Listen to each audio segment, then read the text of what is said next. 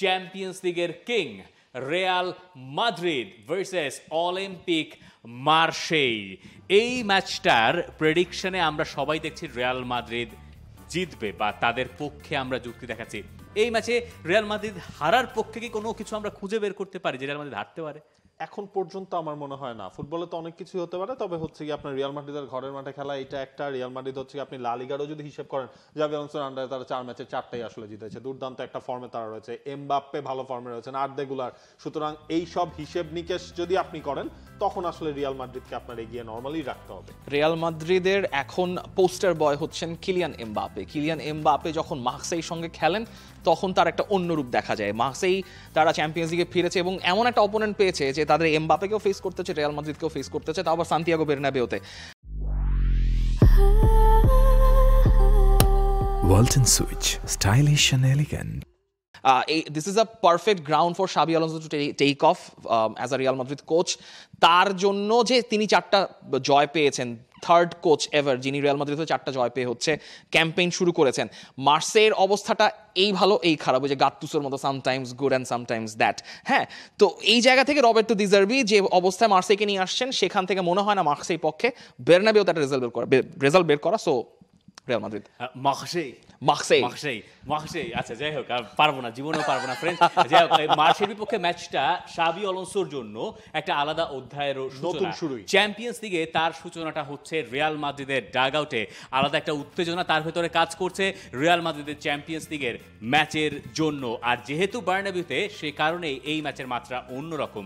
আমরা আশা করি শক্ত প্রতিপক্ষ হলেও আমাদের শুরুটা ভালো হবে। যে শুরুটা তিনি এই ম্যাচে করতে চান, আগের ম্যাচ থেকে যদি আমরা আসি, লা লিগার আগের ম্যাচ থেকে কিছু পরিবর্তনের কথা শোনা যাচ্ছে যে 11-এ তিনি এই পরিবর্তনগুলো আনবেন। দেখেন, 11-এ পরিবর্তন আনার মতো অপশন আসলে জাভি আলোনসোর কাছে আছে। আমরা হয়তোবা ধারণা করতে পারি যে ট্রেন্ট আলেকজান্ডার-আর্নল্ড, তাকে হচ্ছে কি আপনার লা লিগার ম্যাচটা রেস্ট দেওয়া হয়েছিল, তাকে অ্যাজ এ রাইট ব্যাক হিসেবে তিনি হয়তোবা শুরু করতে যাচ্ছেন ম্যাচটা। এটাই একটা বড় পরিবর্তন এবং মাস্তানতুনোকে হয়তোবা দেখা যাবে আজকের ম্যাচে স্টার্ট করতে। মাস্তানতুনো খেলে আর্দে গুলারের কি হবে?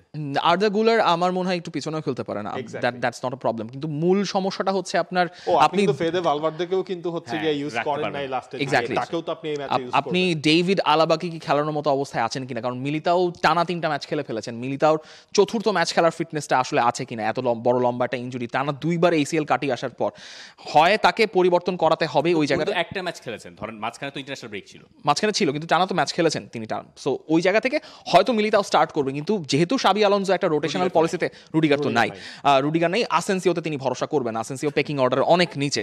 সো ডেভিড আলাবা, আসেনসিও থেকে এখন মিলিতাওকে খেলানোটা অবশ্যই সেফ, কিন্তু তারপরও ফিটনেস কনসার্নিং ওটা নিয়ে চিন্তা করতে হচ্ছে। কারারাস তো ডেফিনেটলি লেফট ব্যাকে শুরু করবেন, মিডফিল্ড মোটামুটি সেটেলড এবং বেলিংহামকে রাখা হয়েছে স্কোয়াডে, এটা হচ্ছে একটা ইম্পর্টেন্ট বড় খবর। কিন্তু বেলিংহাম আসলে খেলা মানে শুরু করার মতো তো অবস্থাতে একদমই নাই। তিনি ফুল ট্রেনিং করেছেন। ফুল ট্রেনিং করা মানে হচ্ছে তিনি দলের সাথে আসলে আপ এন্ড কামিং হিসেবে মানিয়ে নেওয়ার চেষ্টা করবেন শাবি আলোনসোর টিমে। পরে হয়তো কোনো লা লিগার ফিক্সচারে আমরা দেখবো, এই ম্যাচে তাকে দেখার কোনো সুযোগ আমি দেখছি না।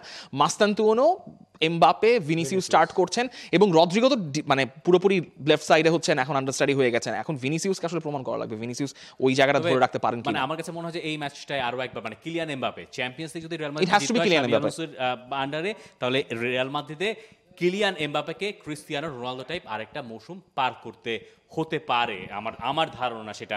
এবং অলিম্পিক মার্সের কোচ রবার্তো ডি জার্বি, যিনি এর আগেও সান্তিয়াগো বার্নাবিউতে এসেছেন, এই নিয়ে তিনি কথাও বলছেন যে এই নিয়ে দ্বিতীয়বার আমি বার্নাবিউতে দাঁড়াবো, এটা আমার জন্য সম্মানের। মার্সেইরও ইউরোপিয়ান ইতিহাস আছে, আমরা এখানে এসেছি সেরাটা দিয়ে খেলতে এবং জিততে। পিএসজির আগ পর্যন্ত ফ্রেঞ্চ ক্লাব হিসেবে একমাত্র চ্যাম্পিয়ন্স লিগের উইনার ছিল অলিম্পিক মার্সেই। যদিও মার্সের সেই দিন আর এখন আগের মতো নাই, চ্যাম্পিয়ন্স লিগে তারা ফিরেছে, যেটা সবচেয়ে স্বস্তির খবর। এই দলটায় বেশ কয়েকজন ক্যারেক্টারও আছে যাদেরকে অনেকে হয়তো নজরে রাখবেন। বেনিয়ামিন পাভাস সবচেয়ে বড় ক্যারেক্টার, সে ওয়ার্ল্ড কাপ উইনার। অবামেয়াং এর কথাও আসলে বলতে হয়, টিমোথি ওয়াও আছেন, ফাকুন্দো মেদিনা। খেলবেন না, মেসন গ্রিনউডের নামটা লা লিগায় খেলে এসেছেন গেতাফের হয়ে। সো এই টিমটার আসলে মূল ক্যারেক্টারটা রবার্তো ডি জার্বি। মানে তিনি যেভাবে রাবিও আর রোড সিচুয়েশনটা হ্যান্ডেল করেছেন, হ্যাঁ রাবিও থাকলে মজাই হতো।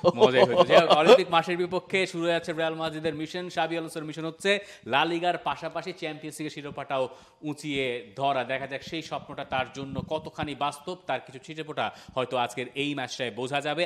For more updates, subscribe to our YouTube channel and click on the bell icon. Follow us on Facebook and Instagram. Download T-Sports app to enjoy exciting games and highlights. Visit tsports.com.